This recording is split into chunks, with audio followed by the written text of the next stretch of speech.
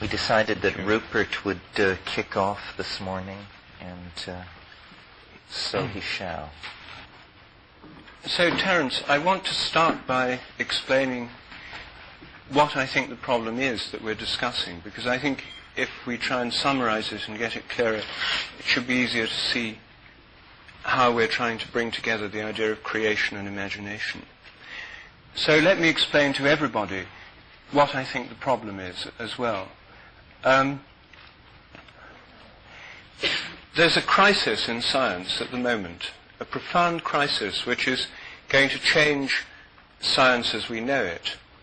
And the reason why the crisis is so profound is that two of the most fundamental models of reality that the West has ever known, these two fundamental models are both within science, and they're now in tremendous conflict. They've come into head-on collision. And this means that shock waves are going through the world of science. The existing worldview of science is an unstable combination of two great plates of theory, like continental plates crashing into each other. And where they meet, there are going to be major theoretical earthquakes and disruptions and volcanoes of speculation. The two models are concerned with the very basic nature of reality.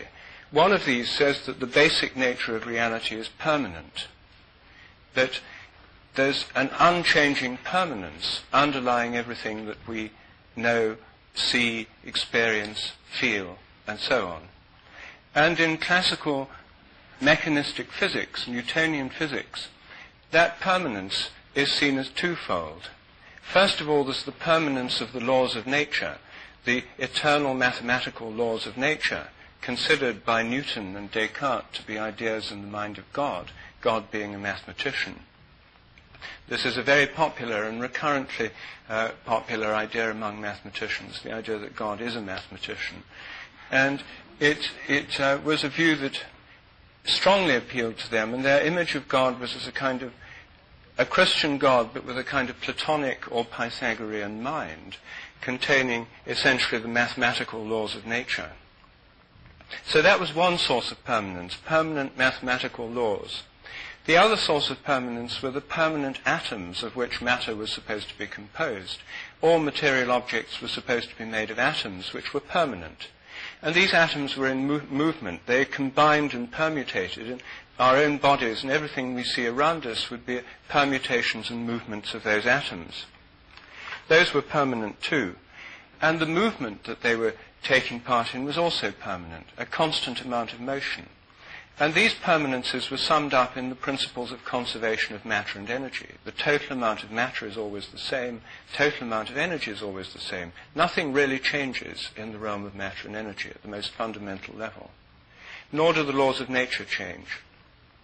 Well, that's the permanent view of nature, which has been the basis of physics and of chemistry. And to a large extent it still is the basis of physical and chemical thinking. The other view is the evolutionary view, which comes to us from the Judeo-Christian part of our cultural heritage. And in that view, the original part in the Bible is there's one thing that does change in time, in history, and that's humanity.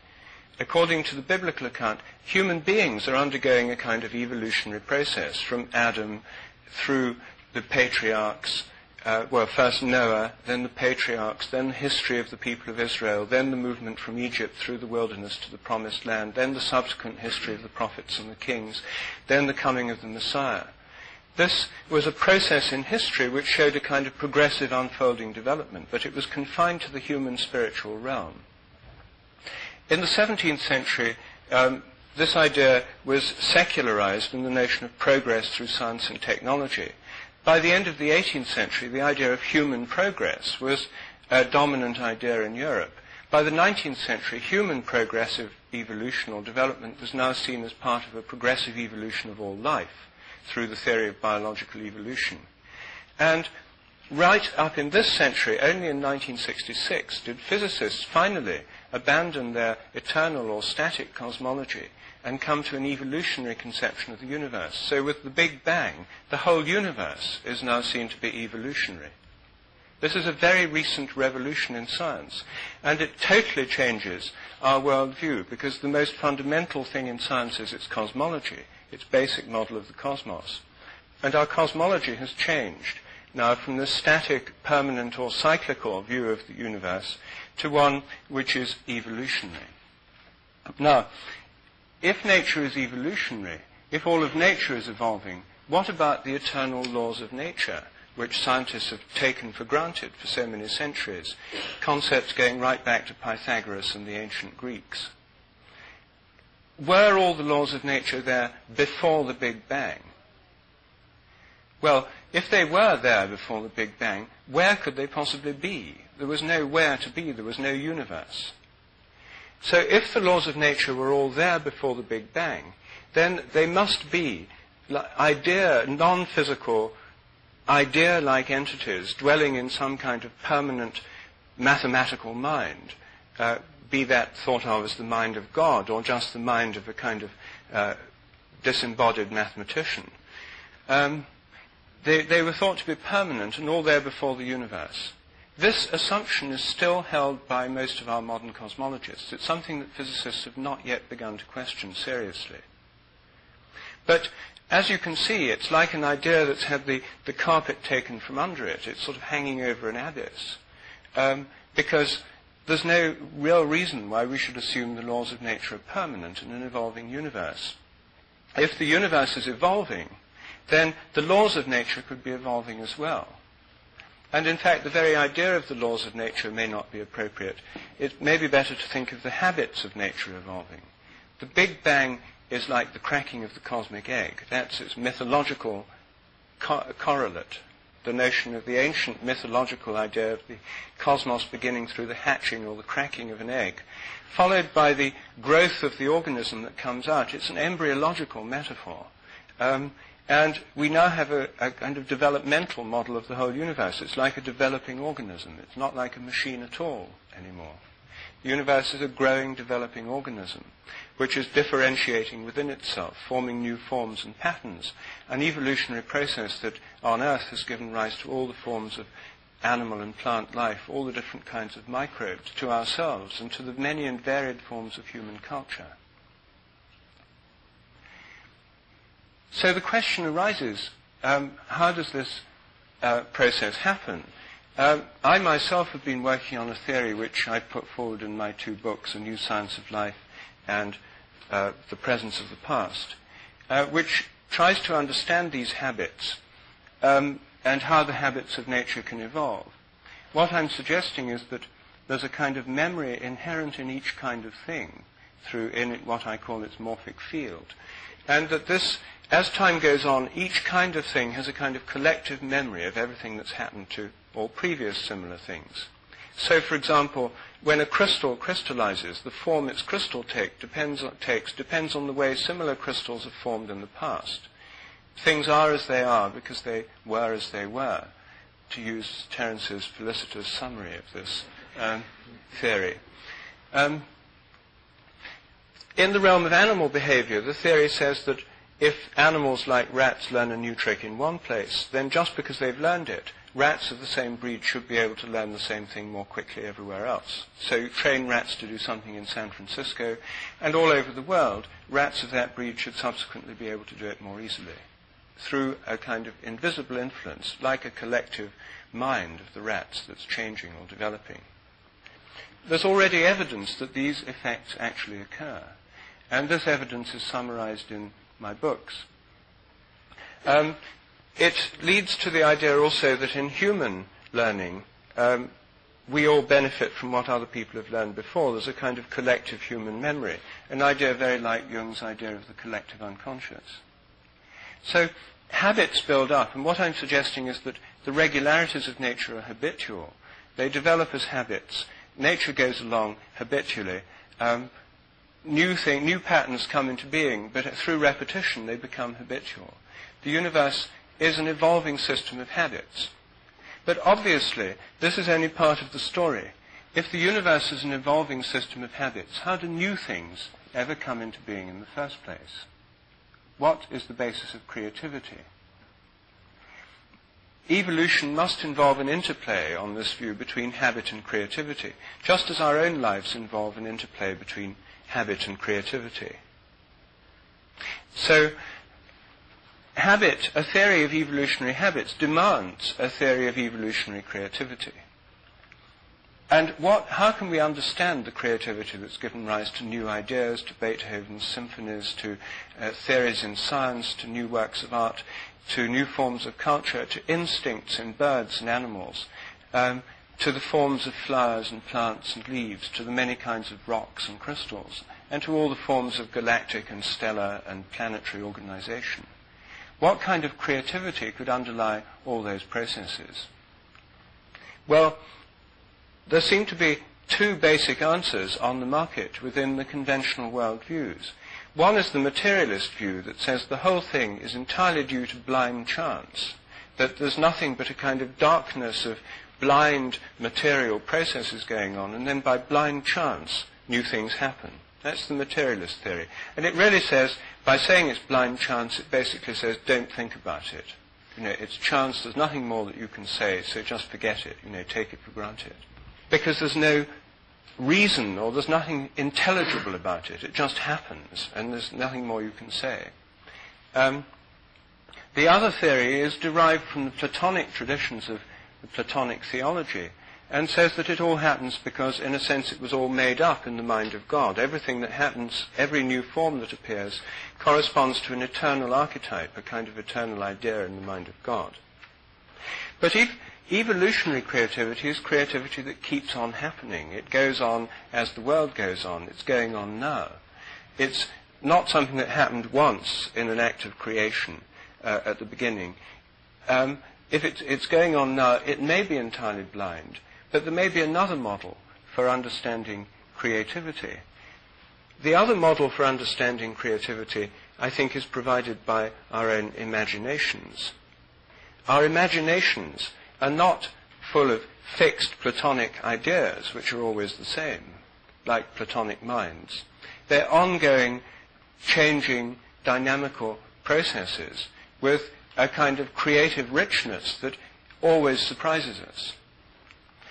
So the question is, if nature is alive rather than dead, if the universe, if the earth have a kind of mind or soul of their own, if living organisms are in some sense mind-like, or if there's a mind-like process at work in nature, then how does it express its creativity? And so then the question is, could this creativity in nature be a product of the imagination of Gaia, of the Gaian mind?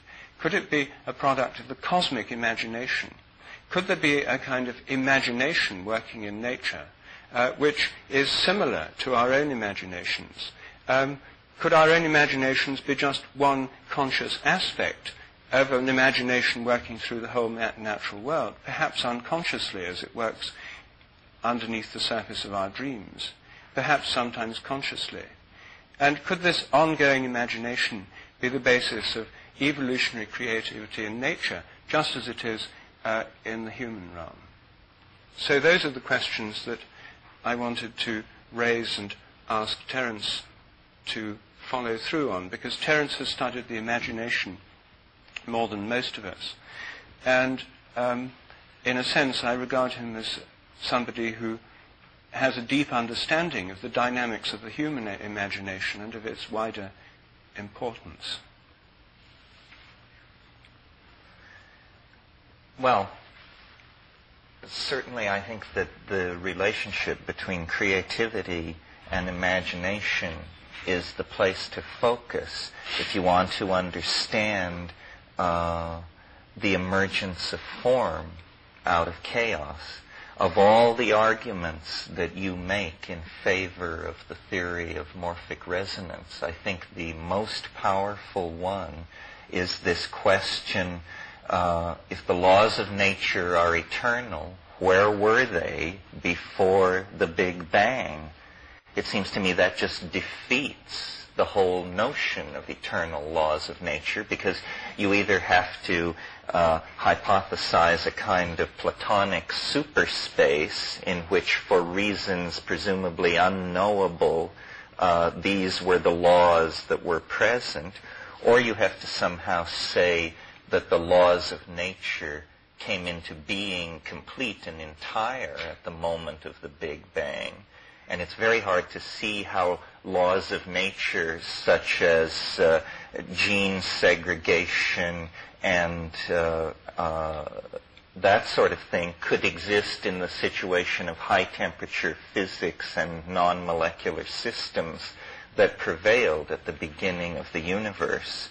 So my thinking about how pattern came to be in the universe has sort of taken all the orthodox positions and stood them on their head. And I think that's a useful place to begin. How would it be, or is it credible that perhaps what the universe is a kind of system in which more advanced forms of order actually influence previous states of organization? This is what is emerging in Ralph Abraham's work with the chaotic attractors. They are attractors. That means that they exert influence on less organized states and pull them toward some kind of end state. And for me, the key to unlocking what is going on with history, creativity, progressive process of all sorts is to place the state of completion at the end, but to see it as a kind of higher dimensional object which casts an enormous and flickering shadow over the lower dimensions of organization, of which this universe is one. So that, for instance, in the human domain, when we look at history, what we see is an endless series of anticipations. The golden age is coming. The Messiah is immediately around the corner. Great change is soon to be upon us. These are intimations of change. It's almost as though the transcendental object that is the great attractor in many, many dimensions throws out images of itself, which filter down through these lower dimensional matrices and actually are the basis of the appetition of nature for greater expression of form, the appetition of the human soul for greater immersion in beauty, the appetition of human history for greater expression of complexity. So when I think about these terms, chaos, creativity, imagination, I see them, it's like a three-stroke engine of some sort. Each impels and runs the other and sets up a reinforcing cycle that then stabilizes organisms, processes that are caught up in this, in the phenomenon of being. The phenomenon of being is this self-synergizing engine of out of chaos, through creativity, into the imagination, back into chaos, out into creativity, so forth and so on. And it operates on many levels simultaneously, so that the planet is undergoing a destiny. The model, deep time, the time of geology, was only really discovered around the turn of this century. And it is cosmically ennobling to think of the universe as a thing of great age. But I think that it's time to put in place, next to the notion of deep cosmic time, the notion of chaotic, sudden change, cusp flux, and sudden perturbation. Because what deep time has revealed as we've pushed our understanding of the career of organic life back 65 million years, 270 million years, what we see is tremendous punctuation built into the universe, in the case of the Earth, in the form of asteroidal impacts. This thing which happened 65 million years ago, nothing larger than a chicken walked away from it on this planet. So there's a strange paradox where taking deep time seriously, the message of deep time is you may not have as much time as you thought, that the universe is dynamic, capable of turning sudden corners. So then the imagination becomes a kind of beacon. The imagination is, as it were, a scout sent ahead, or something which has preceded us into history, and in fact is a kind of eschatological object. It is shedding influence, the morphogenetic field, if you wish. If the morphogenetic field is not subject to the inverse square law of decreased influence over distance, then I, as a layman, don't see why, Rupert, we couldn't locate it at the conclusion of process. Because, one of the things that's always puzzled me about the Big Bang is it's a singularity. This is the term physicists use for it. This means theory cannot predict it, and yet it is necessary to make everything which follows from it happen. So you just say, there's no reason for this, we have no argument for this, but the rest of the theory needs it, so it's a singularity. And the immense improbability which modern science rests on, but cares not to discuss, is this: the belief that the universe sprang from nothing in a single moment. Well, if you can make that leap, to believe that, it's very hard to see what you couldn't believe. That is almost the limiting case of credulity, I would think, So in order to say of the phenomenon, I would propose a different idea, that, I think it is eminently reasonable, and it is that as the complexity of a system increases, so too does the likelihood of its generating a singularity or an unpredictable perturbation. So the pre-existent state of the universe I imagine to be extremely simple, an unflawed nothingness. In other words, the least likely situation in which you would expect a singularity to emerge. But now let's look at the other end of the historical continuum of the history of the universe.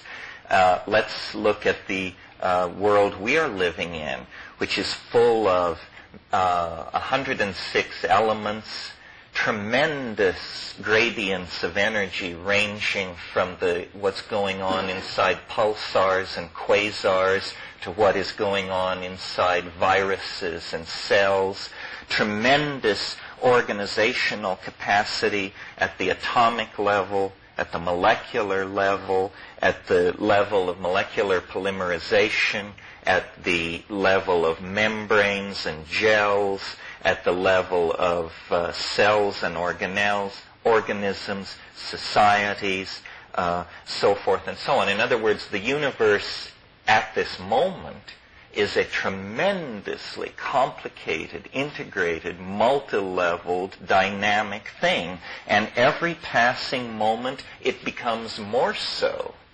This is what evolution, history, compression of time, what all these things are attempting to indicate, is the increasing complexity of reality. Well, then, is it not reasonable to suspect that if a singularity is necessary to explain this universe, that singularity must emerge rather near the end of the complexification process, rather than its beginning. You see, we simply have to reverse our preconceptions about the flow of cause and effect, and then we get a great attractor that pulls all organization and structure toward itself over several billion years. And as the objects of its attraction grow closer to its proximity, they somehow interpenetrate. They set up standing wave patterns of interference. New properties become emergent, and the entire thing complexifies. Well, to my mind, this is the divine imagination. This is what Blake called it. This is the only way I can conceive of it. That Rupert and I were chatting last night in our room about the aboriginal nature of God, this idea which is built into Whitehead, that somehow time is the theater of God's becoming, but it's also, from the point of view of a higher dimensional manifold, a kind of fait accompli. And this is no contradiction, or if it is, it's all right, because in these realms of higher ontology, you're always asked to avoid closure and hold the notion of a coincidentia positorum, a union of opposites. The thing is both what it is and what it is not, and yet it somehow escapes contradiction, and that's how the open system is maintained. That's how the miracle of life is possible. So I sort of think of the divine imagination as the class of all things both possible and beautiful. It's a kind of reverse Platonism. The attractor is at the bottom of a very deep pit into which all phenomena is cascading and being brought into a kind of compressed state. This is happening in the biological realm through the career of the evolution of life, which paleontological data makes clear.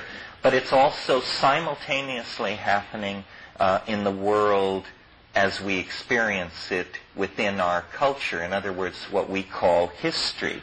History is the tracks in the snow left by creativity's wandering in the divine imagination. And if you are a student of theories of history, you know that these tracks in the snow, what is taught in modern universities these days, is that these tracks in the snow are going nowhere. The technical term is trendlessly fluctuating. And we're told that history is this kind of process. It's trendlessly fluctuating. It goes here, it goes there. It's called a random walk in information theory. It means you just wander around. And, well, it's very interesting. Now we begin to see through the marvel of the new mathematics that random walks are not random at all. That a sufficiently long random walk becomes a fractal structure of extraordinary depth and beauty. So you see, really what has to happen partially this weekend is for us to see chaos not as something that degrades information and is somehow the enemy of order, but rather chaos is the birthplace of order. Chaos is not the problem. Chaos is the answer. It's the inability to surrender that is the major cultural problem. This is because everybody's personality is structured around the male ego, this tumorous growth that has come upon us since the collapse of the Gaelic worldview that was practiced in the ancient Middle East. This shift of emphasis from collective tribal values to the me values and away from partnership and toward domination is typical of the resistance of this need to surrender to the imagination. It amazes me. I was somewhere recently, and two people who I didn't know were sitting at a table next to me in a restaurant, and one of them was explaining to the other one something about the dynamics of the atmosphere. And the person to whom it was being explained was very intently trying to understand this complex phenomenon. And I thought to myself, amazing. These people go at this as though the weather wouldn't happen unless they understood its functioning. And they place great importance upon it. We each place great importance upon our own ability to understand reality, as though you were an understudy for God or something, so that if anything happened and they tapped you, you'd be able to say, that's all right, I can handle it, I understand thermodynamics and all this, no problem, no problem. Well, this is not exactly this abandonment to the partnership life lived in the creative imagination that I had in mind. Well, we could go on and on about this, but I hope this has stirred up something in you and we can go forward with it. Well, I think I'm very interested that you start your description of the imagination from the cosmic attractor, or which sounds to me like a combination of Plato, Thomas Taylor, and Teilhard de Chardin. It's the idea of the omega point, and Teilhard de Chardin is the attractor of the whole evolutionary process. It's all being drawn towards this end point, which is actually very like Aristotle's conception of God too. He thought that the prime mover of the heavenly spheres, as the heavens went round, was God. The heavens were not being pushed by God, they were being pulled by God, who was so attractive that the motion of the heavens was kept eternally, especially in the outer spheres, in very fast rotational movement. The fast rotation being the closest they could achieve to the divine state of eternal bliss. And God was the prime mover by pulling the entire cosmic process, by attracting it. So I think that this idea of attraction, it has ancient roots. It's something that in this century has been brought out by Teilhard de Chardin. I think actually we have to have some notion of an attractor for the evolutionary process of the cosmos. And this has now actually become part of common discussion through the anthropic cosmological principle, which is the idea of the whole cosmic evolution being, in some sense, designed so that it could give rise to human cosmologists. This is the conception, this is the form the argument usually takes within cosmology. The argument is the cosmos must be such as to have allowed the evolution of carbon-based life on at least one planet, and then to allow the evolution of human intelligence so that we cosmologists could be around to discuss it. Well, this in a sense is a fairly obvious point to make. You wouldn't think it was very controversial, but it is, because it implies that there's some purposive organization in the cosmos that's given rise to cosmologists. And other people as a kind of byproduct. Well, this is what they're busy talking about in modern cosmology, the anthropic cosmological principle. If there is an attractor in the evolutionary process, then I think, which I think there must be, I agree with that, then the question is how does it work in the process of evolutionary creativity?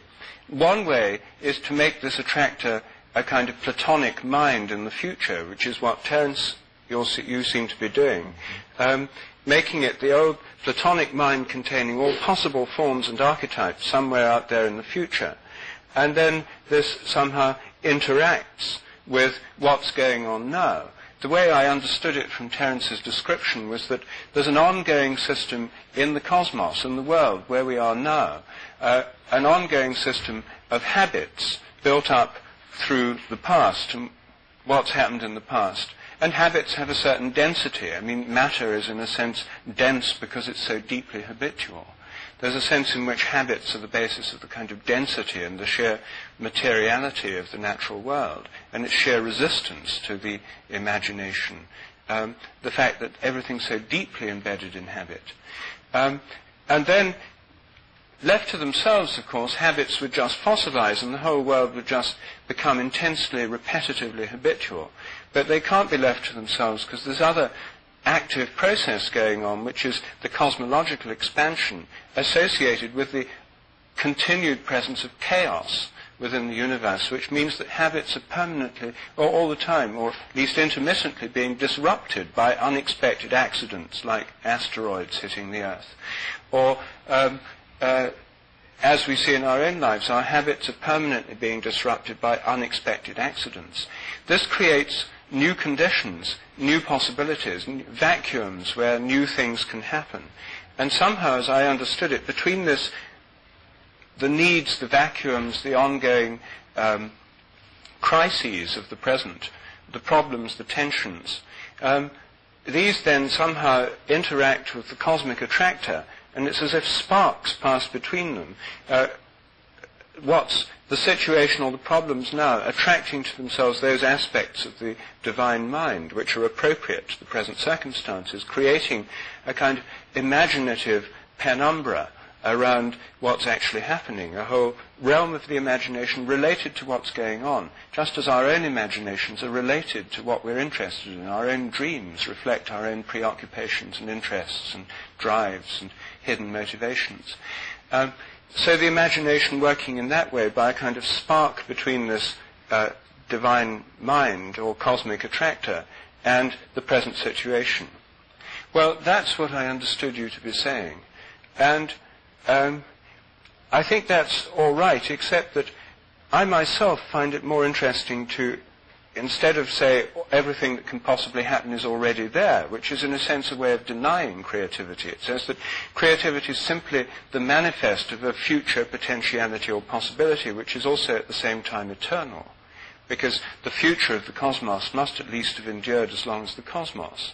And in a sense, the final unified attractor is in a sense a reflection of the primal unified state of the Big Bang. The two have a symmetrical relationship to them. They're part of a familiar model of history in which the end in some sense reflects the beginning, or in which the end in some sense is the beginning at a higher turn of the spiral, whichever model one prefers. But I'm interested in the possibility that the imagination isn't all there, all worked out in potential in advance, but rather that the world truly is made up as it goes along. And this is something that I think in Bergson's book, Creative Imagination, he very strongly emphasizes that evolution implies ongoing creativity. And we'll do anything we can to avoid this notion because it's so extremely difficult to conceive of ongoing creativity. You either have this tendency to reject the question and say, well, it's ongoing creativity, but it's entirely random, so you can't think about it, or substitute some kind of Platonic realm for creativity where it's all there already, in some sense. So what I'm trying to look at is a third possibility where the imagination really is made up as it goes along. And instead of emerging, as it were, from the light in the future or from a kind of Platonic mind, it may emerge from something much more like the unconscious mind. It may come into light from darkness, and the formative processes of the imagination may not be sparks leaping from the mind of God, but rather new forms welling up from the womb of chaos. Well, it's very interesting to hear you say this, because I shouldn't have predicted it. Let me see if I can explain why. It seems to me the problem revolves around this notion of purpose. Is there one? Is there not one? If there is one, what is it? Well, the 19th century science was at tremendous pains to eliminate purpose from all of its model building in order to make once and for all a clean break with the contaminating power of deism essentially. So that, for instance, in evolutionary theory as it was evolved in the 19th century, the great breakthrough for them, you see, was that they had a random process. They didn't know that it was mutation through radiation, but they called it sporting, or the production of variant types. A random process, and then a second random process, which was selection for fitness to the environment. And you run these two random processes head into each other, and out of it emerges exquisite order. Animals, plants, ecosystems. So they said, you see, we have no need for God or purposes or divine plans. We show that out of the chaos of the moment emerges order. And this tendency was so strong in 19th century and early 20th century biology that, for instance, they sought to entirely appropriate the word evolution, and it was not to be used in any other context. I had a biologist once say to me, if it doesn't involve genes, it isn't evolution. So you cannot talk about the evolution of the novel, the sonata, socialism. It has to involve genes. Well, largely through the work of Eric Jansch, who we mentioned last night, this was overthrown. I don't believe that everything is finished somehow in some deterministic sense at the end of the cosmos, but I do believe that there is some kind of intimation of purpose that keeps peregrinations of processes through time from simply becoming random walks. If you believe that all of the imagination is being made up in the present, then you're back with the trendlessly fluctuating theorists of history. Because if none of it exists in the future, then there is no compass point upon which to fix to guide the process forward. Now, I know you're familiar with C.H. Waddington's idea of creodes. And for me, that's been the way to preserve your intuition of that it's all being made all at once, and my strong intuition, and I think the logical necessity for this compass point in the future. And the way you do it is you say that the universe is not determined in what will happen, what will undergo what Whitehead calls the formality of occurring, but rather the universe is determined in the way I mentioned last night. Time is a topological manifold over which events must flow subject to the constraints of the manifold. And I call the surface of the manifold novelty, and believe that we can say where in history great outbreaks of novelty occurred and so forth. But that is not what's important for this argument. What's important for this argument is that without knowing any of its content, we can place the novelty of novelties, the novelty to the nth power of novelty.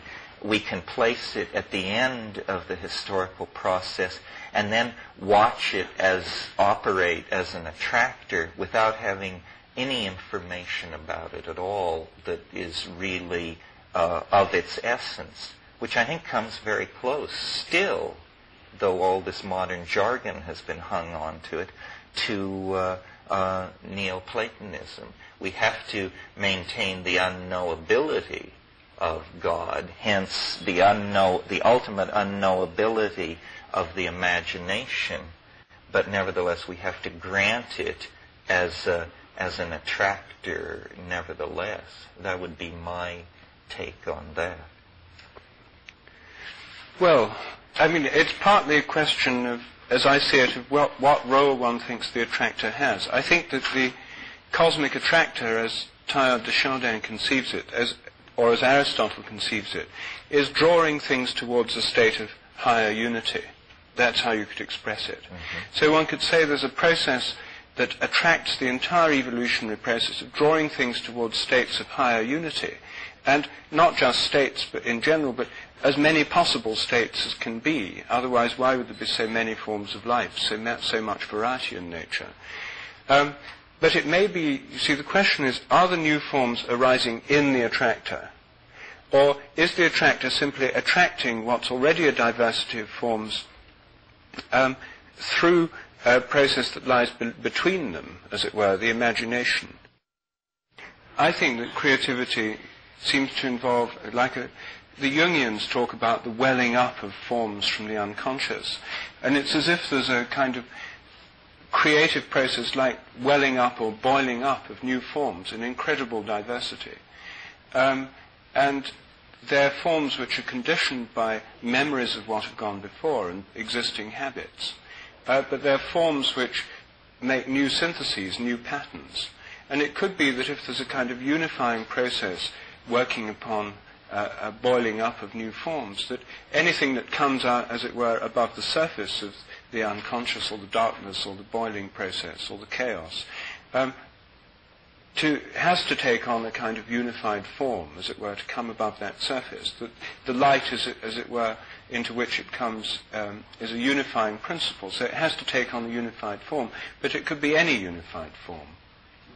And as long as it's a kind of unified form, because it's a unifying principle into which the creativity is occurring or tending. So I think in our own case, the one model for this is dreams. That dreams involve the appearance of these strange stories and narratives and symbols and images, which we don't create with our conscious minds. In fact, we usually just forget the whole lot. This wonderful display of psychic creativity that happens to each of us nightly is usually just forgotten or disregarded. But when we remember our dreams, they're bizarre and unexpected. It seems almost impossible to have an expected dream. And most of them have a continuous element of surprise somewhere hovering around them. And this curious feature of dreams, and it raises the question of where how they come from. The Jungians would say that they come from some structuring process in the darkness of the collective unconscious. And they'd see that as separate, a kind of imagination of matter or imagination of the psyche, not a kind of descent from some higher world, but a welling up from a... And so what I'm interested in is that the human imagination obviously works through dreams. It works during discussions, through language, through conversations, through fantasies, through novels, through our dreams, our aspirations, through advertising. And it also is revealed through psychedelics in a particularly extreme form. Now, in what sense is this imagination that we actually know about, that we know about from experience, related to the imaginative creative principle of nature? Is Gaia, as it were, awake on the side that's in the sunlight, and in the side that's in the darkness as it rotates, dreaming?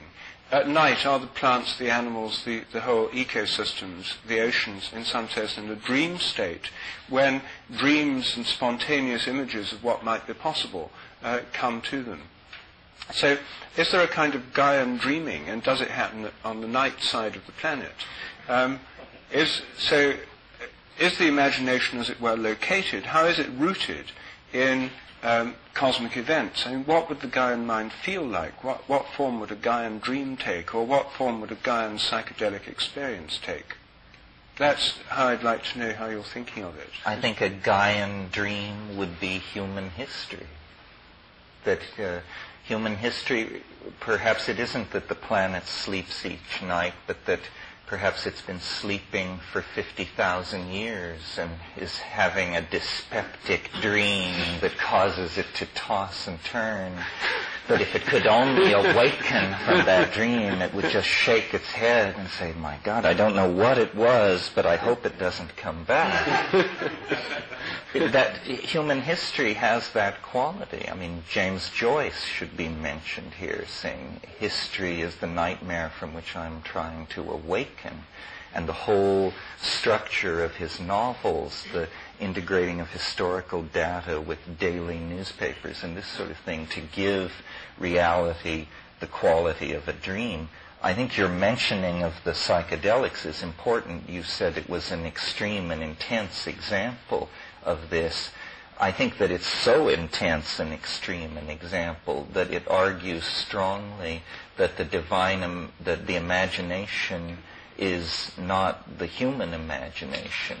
While we may be able to analyze dreams and see the acting out of wish fulfillment or repressed sexual drives or whatever, depending on our theory of dreams, the psychedelic experience, it's preposterous to attempt to analyze it in terms of human motivation at its intense levels. It seems rather to be an ontological reality of its own that the human being has simply been privileged to briefly observe. But it says no more, your deep psychedelic experiences say no more about your personality than that the continent of Africa is making a statement about your personality. They are, in fact, independent objects. To my mind, the divine imagination or the imagination is the source of all creativity in our dreams, in our psychedelic experiences, in the jungles, in the currents of the ocean, in the organization of protozoan and microbial life. Wherever there is large-scale integration, rather than simply raw physics, but integration of laws of physics, integration of properties of membranes and electrophoresis and this sort of thing. It is the creative principle. Beheld. So do you think then that in psychedelic experiences you're actually tapping into, tuning into, or experiencing something of the Gaian or the cosmic imagination? Absolutely. And I think that psychedelic experiences and dreams are only different in degree, that they are chemical cousins somehow. And this is why I could see human history as a Gaian dream, because I think every night when you descend into dream, you are potentially open to receiving Gaian corrective tuning of your life state. The whole thing is an enzyme-driven process. We are like an organ of Gaia. We are the organ which binds and releases energy. A liver cell doesn't need to understand why it binds and releases enzymes of the liver.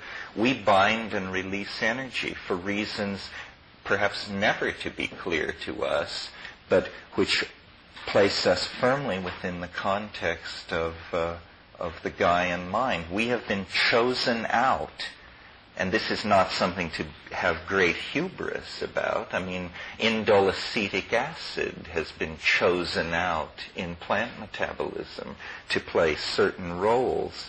We have a role, but our role seems to be a major one. We are like a triggering system out of the general background of evolutionary processes mediated by incoming radiation to the surface of the earth and then natural selection.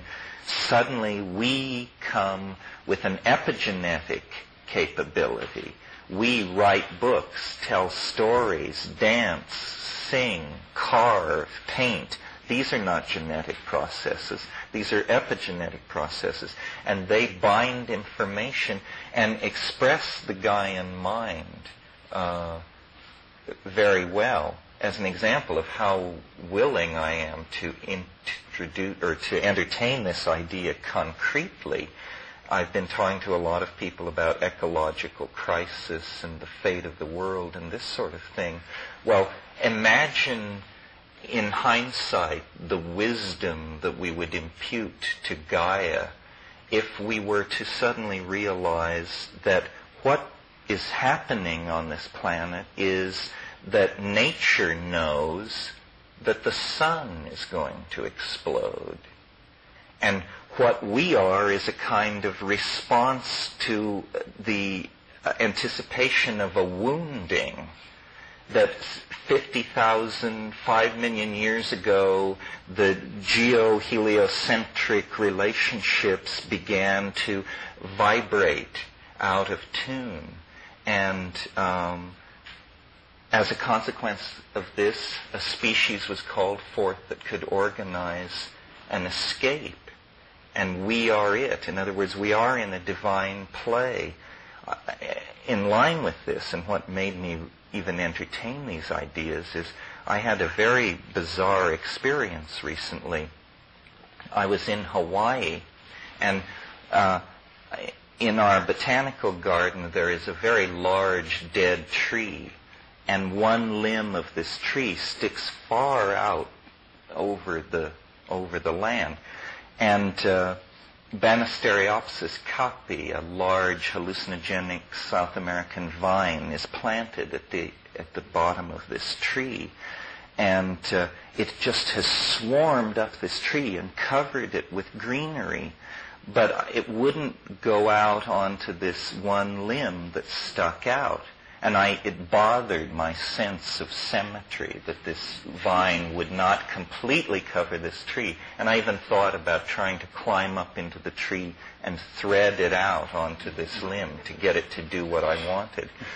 So I was sitting looking at this tree and this situation and actually thinking about it. And suddenly the limb fell.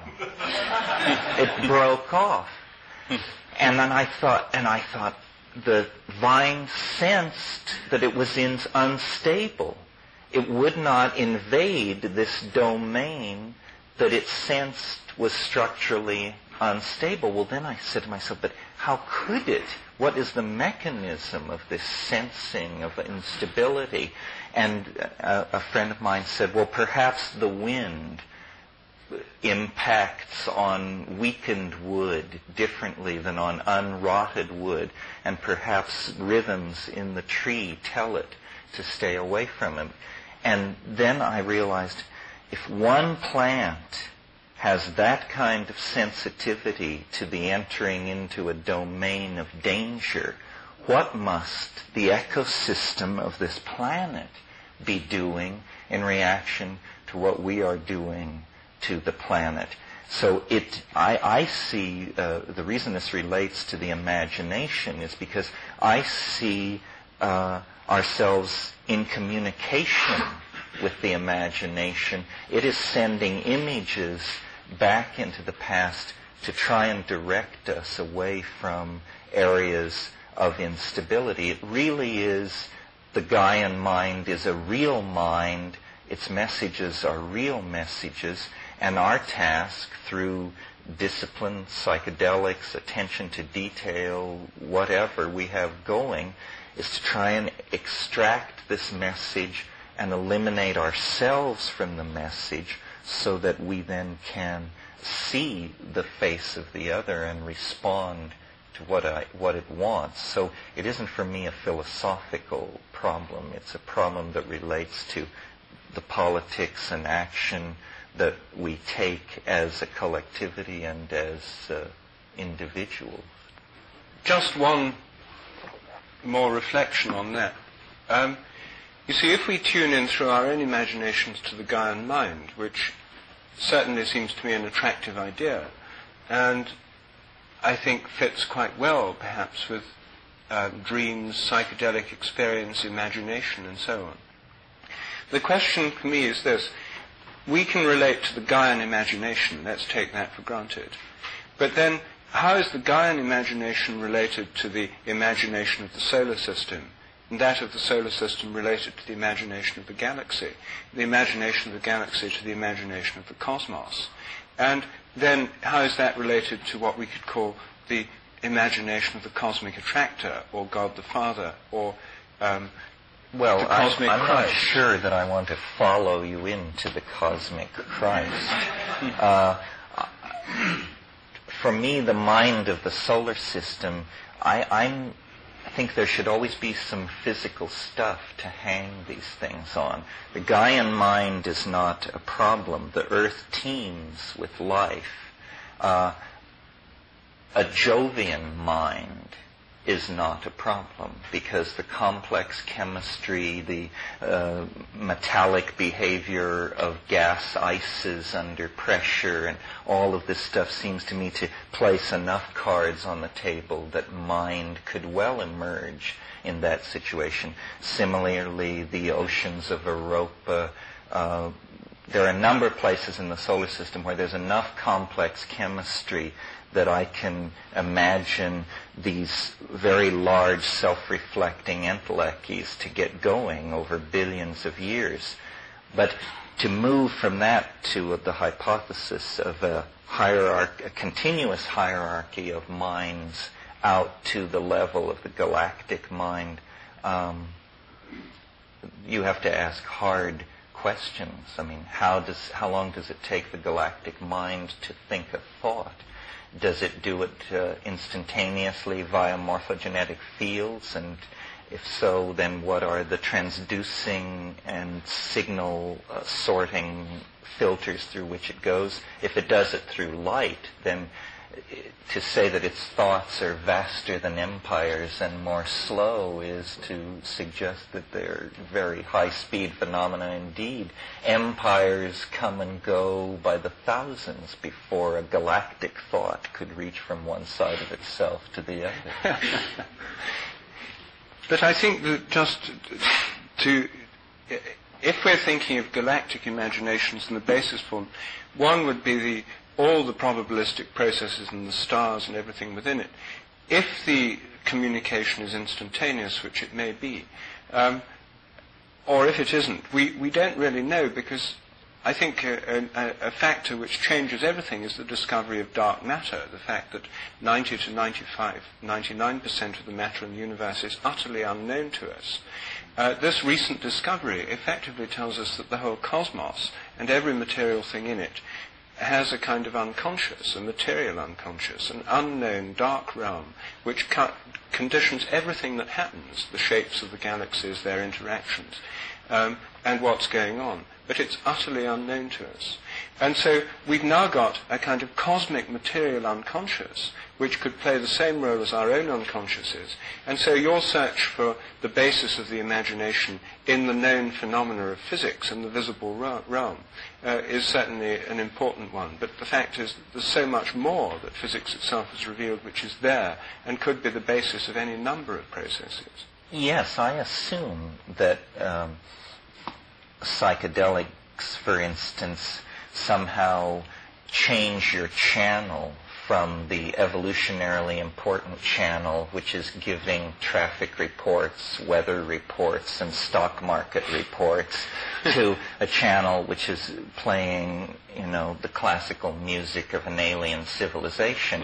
In other words, we tend to tune to the channel which has big payback in the immediate world, but that there are these other channels of the imagination, not so tailored for human consumption, seems obvious to me. I think that you're right. I mean, the memories and hence all objects of cognition are not in wetware, the wetware of brains. It's somehow plucked out of a super space of some sort via very subtle quantum mechanical transductions that go on at the molecular level in the brain.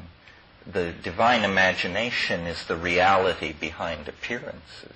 Appearances is simply the local slice of the divine imagination, but what you want is a kind of map or a global overview. Well, perhaps we should open this up if people have something they would like to say. This man leads the way. Well, of course, you've fired every neuron in my brain. I have a somewhat different view of the problem of the eternal scientific laws. In my opinion, the question of did these laws exist prior to the Big Bang is a non-question. It's like the old Zen question of what happens to your fist when you open your hand. Because in my view, these scientific laws are not objects in space and time. If they were objects in space and time, of course they could not exist before the Big Bang. In my view, these scientific laws are linguistic structures that we create, that we choose, in order to give reasonably good expression to the regularities that we measured in the world, and which we use for prediction and control purposes. For example, we have an equation to express the gravity relationship, and we have placed in that equation to key in the acceleration of the force of gravity. It's not 32 feet per second. It differs somewhat from that, and it differs depending on where you measure it on the Earth. And it's even conceivable to imagine that it might change with space and with time, because it's been going on for so many billions of years now. In Rupert's view, I'm sure that it would be unlikely to change very much, but it's perfectly possible for it to change. And the point I want to make is that science provides in that equation an opportunity to clue in this different change, if that change is necessary, for purposes of prediction and control. I think that the laws of nature can be used for purposes of prediction and control within the kind of developing evolutionary cosmology that Rupert has expressed. All right. Yes. I mean, the thing is that there are two theological views, you see, that are possible about this. If the laws of nature are linguistic structures outside space and time, at least in the Judeo-Christian world, the prevailing archetype is the Word of God. They're the Word of God. They're the Logos, which is the traditional theological view of the laws of nature. So then it really comes down to a theological question. Do we think that the Word of God is a kind of eternally sonorous set of vibrations or linguistic structures that's somehow permanently there in the permanent mind of a transcendent God? Or is the Word of God something that God speaks, and like real words, is a series of processes in time? Spoken words are not eternally there. They're things that take time to speak. And the underlying basis of a spoken word is the flow of the Spirit or the breath.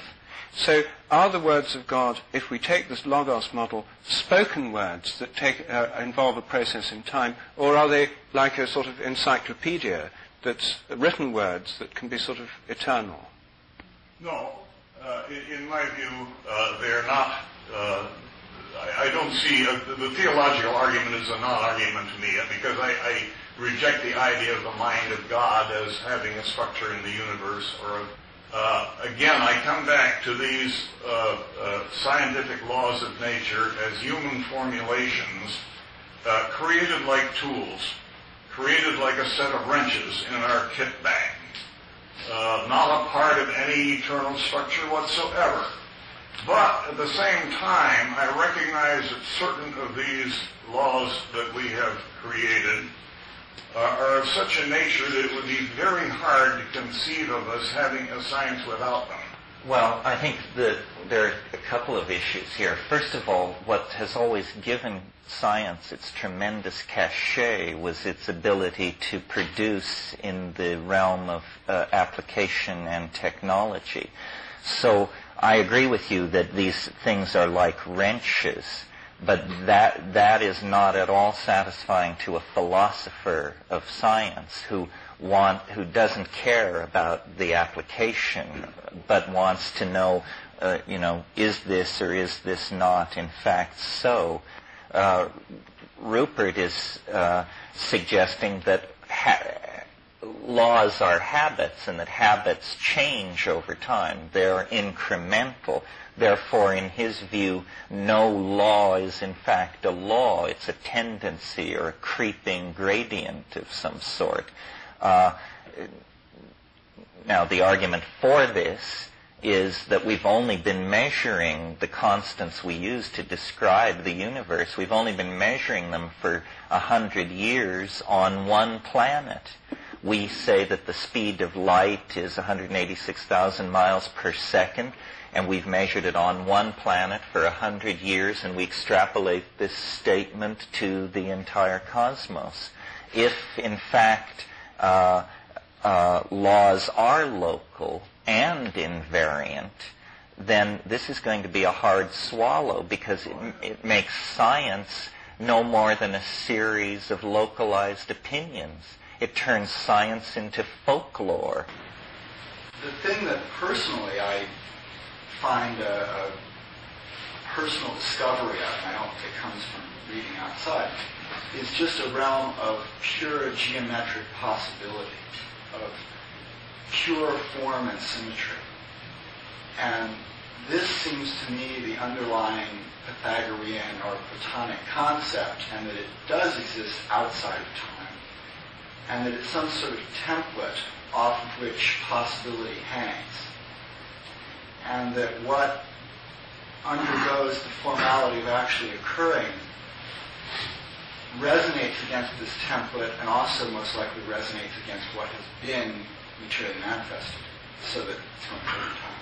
Yes, well, I agree with what you're saying about a template. I mean, this is this idea of a topology that I want to put out. Rupert and I were, again, last night after the meeting, talking about the idea of God as a mathematical mind had come up, and I was saying how much a mathematically minded God would miss how impoverished that concept is, because the primary qualities of experience, which are color, light, tactility, and then even subtler things like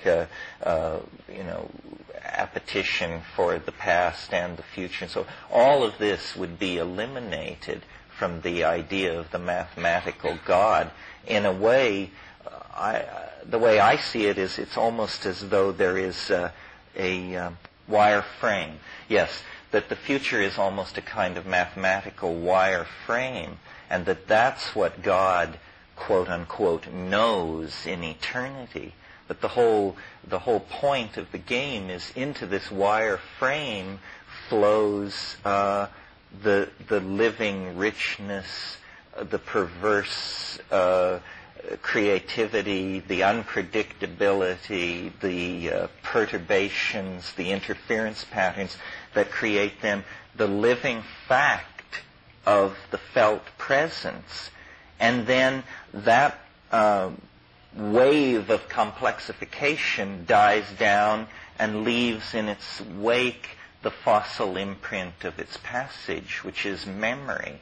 So you have, the wire frame, then the moment of interface of the wire frame with the memory, which is what we call the present, which is absolutely what's happening, the richest part of it, and then the wake, the shock wave of the eschatological moment of the now, which is just the historical record of its having occurred.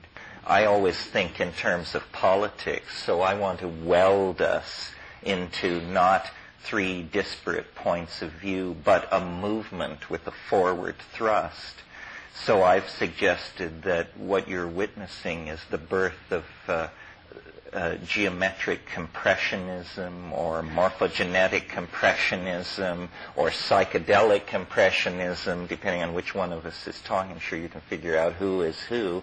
But the idea is drawing together that a new phenomenon has been discovered in the universe, which is its drawing togetherness, its tendency toward cohesion, its tendency to move toward greater and greater states of wholeness, and not incrementally, but in sudden, highly punctuated stages that allow phenomena like history or the 20th century to come into being. These are great leaps forward toward this cohesion that nature pushes toward. And as I said, I don't think that it's millions of years in the future. I think this millions of years in the future stuff was a very brief phase in scientific discourse, and that as organisms, what we need to come to terms with is the chaos, the turbulence, the turmoil, the ephemerality,